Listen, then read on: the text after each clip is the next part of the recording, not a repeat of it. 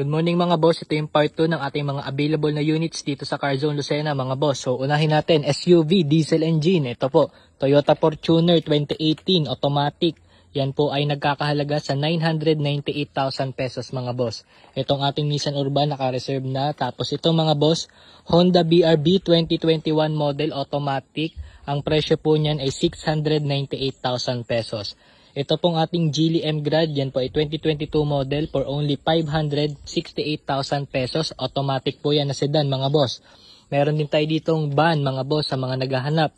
668,000 pesos po ang presyo nitong ating Nissan Urban NB350. Meron din tayo dito mga boss pang negosyo.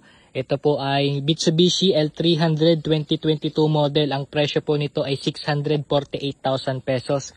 Meron din tayo dito Mitsubishi L300 na 2025 for only 728,000 pesos. So napakalaki ng savings mo compare sa brand new. Tapos meron pa tayo dito mga boss na available na sasakyan.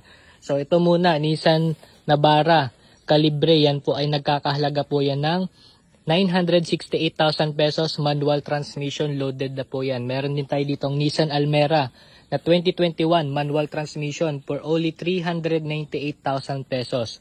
Meron din tayo ditong Honda City na automatic for only 568,000 pesos. Ito mga boss sa mga naghahanap po ng Honda. Meron din tayo ditong Mitsubishi Expander GLX na automatic for only 728,000 pesos. Mali pala mga boss, 828,000 pesos. Yan mga boss, malulugi pa tayo ng 100,000.